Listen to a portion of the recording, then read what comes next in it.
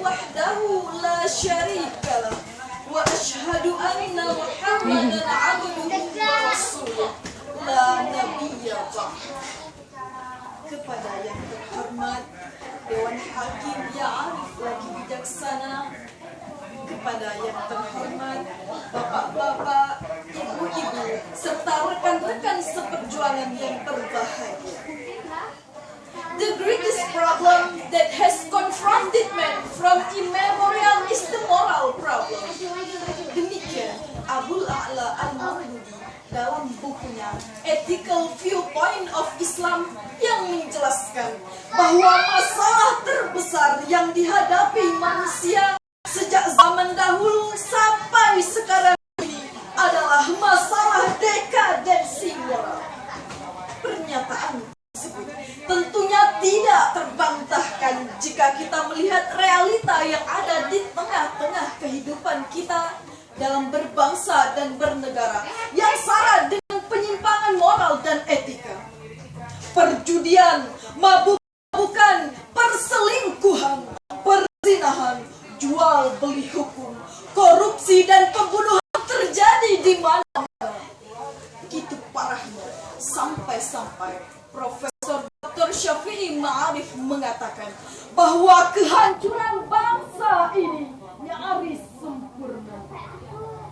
Sudah demikian, masihkah kita berharap terwujudnya baldatun thayyibatun wa rabbun ghafur?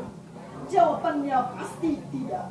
Namun, masihkah ada harapan agar terwujudnya baldatun thayyibatun wa rabbun ghafur? Jawabannya iya. Lalu bagaimana solusinya? Untuk itu, izinkan kami menyampaikan syarahan Al-Quran dengan kepemimpinan dalam konsep Al-Quran dengan landasan Al-Quran surah Al-Ahzab ayat 21 sebagai berikut.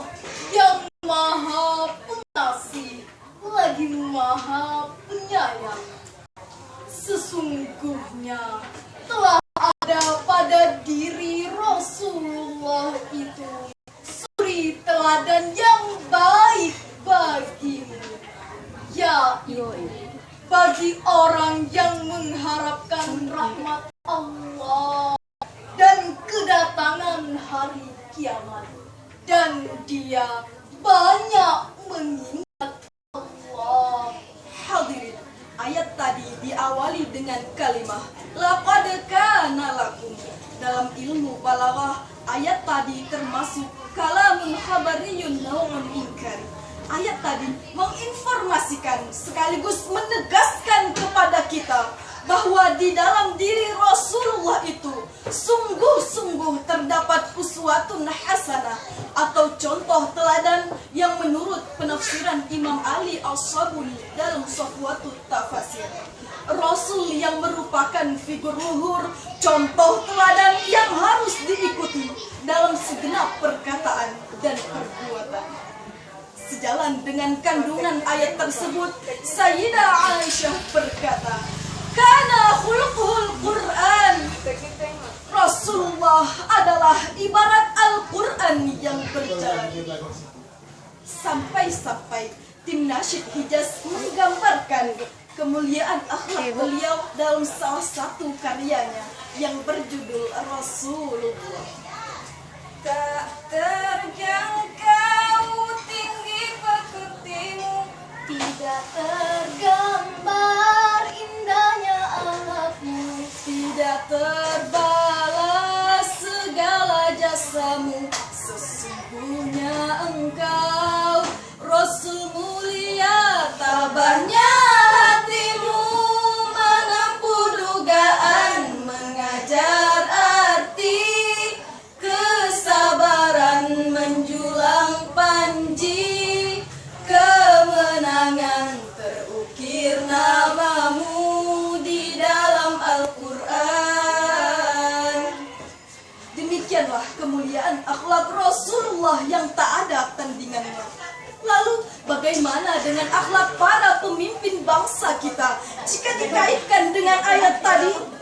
Alhamdulillah, masih ada pemimpin yang berakhlak terpuji, pemimpin yang mengayomi, pemimpin yang peduli terhadap nasib rakyat dan bangsanya, meski hanya berbilang dengan jari. Sebaliknya, dengan sangat mudah, bahkan sambil menutup mata pun, kita bisa menemukan pemimpin yang berwatak kadal, berjiwa Fir'aun dan berhati Qarun. Di depan rakyat, mereka mendendangkan lagu-lagu demokrasi, syair-syair kemanusiaan.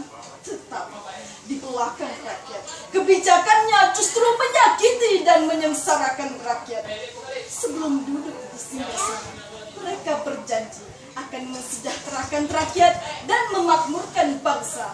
Tetapi begitu mereka duduk, mereka justru memakmurkan diri sendiri dengan menumpuk-numpuk harta sampai ke kolong-kolong kamar karena takut diperiksa KPK, dan menumpuk mobil mewah yang harganya miliaran rupiah. Pada akhirnya, untuk menyelamatkan diri sendiri, mereka rela membohongi orang lain, meski di depan orang banyak sikapnya seolah tak berdosa. Gayanya bak orator, padahal biangnya koruptor.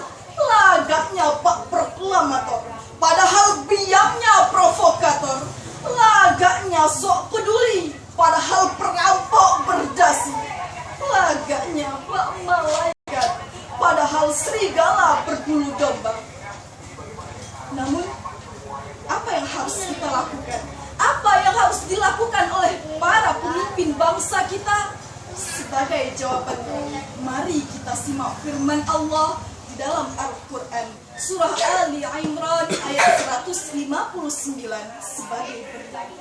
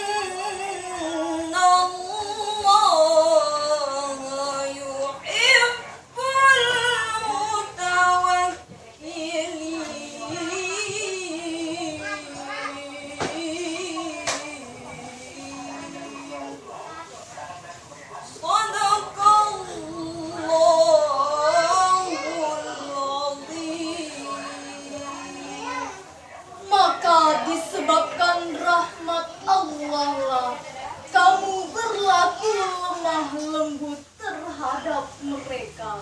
Sekiranya kamu bersikap keras lagi berhati kasar, tentulah mereka akan menjauhkan diri dari sekelilingmu.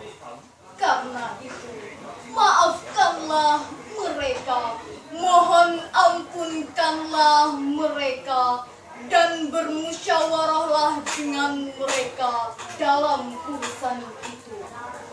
Kemudian, apabila kamu telah membulatkan tekad, maka bertawakallah kepada Allah.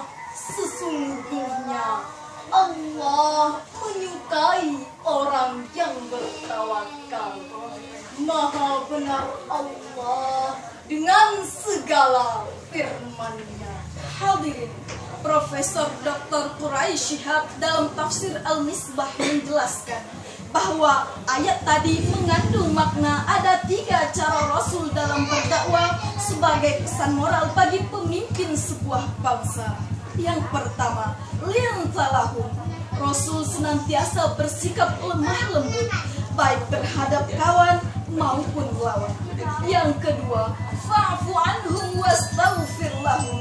Rasul senantiasa bersikap lapang dada, mudah memaafkan dan memohonkan ampunan bagi setiap kesalahan. Yang ketiga, wasyawirhum fil amr. Rasul senantiasa mentradisikan hidup bermusyawarah dalam setiap mengambil keputusan. Hadirin yang berbahagia, oleh karena itu, jika bangsa kita ingin maju, berjaya, bangkit dari keterpurukan selama ini, maka ada 2 hal yang harus kita lakukan.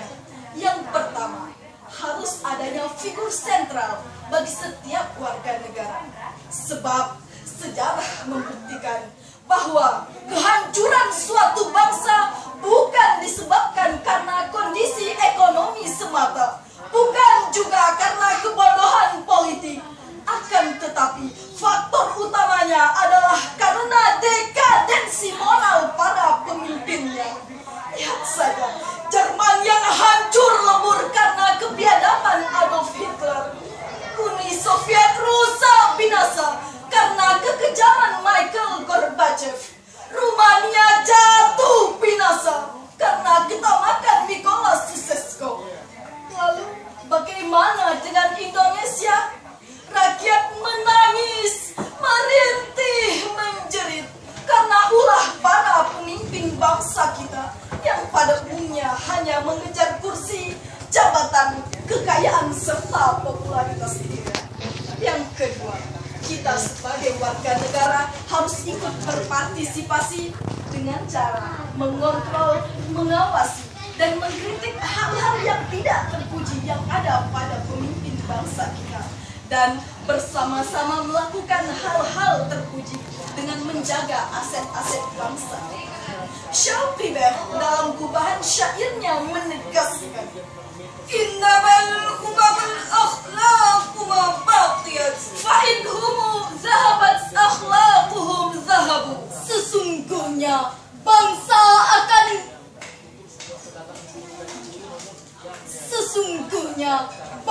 akan maju dan jaya jika ditopang dengan akhlak mulia.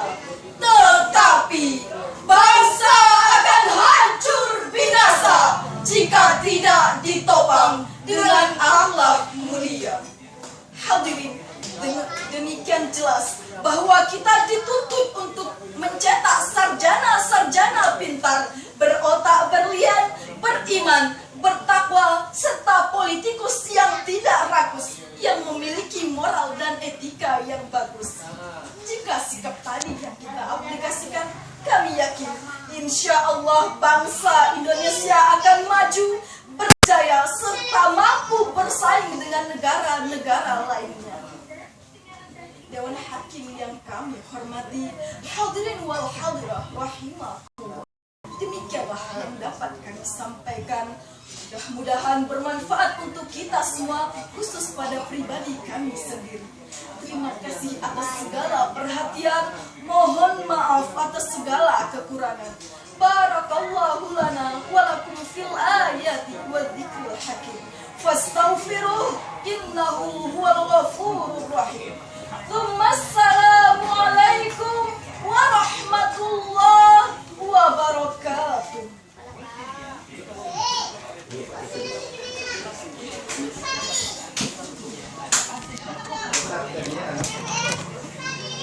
Ibu, gimana matikan deh, Bu? Sudah.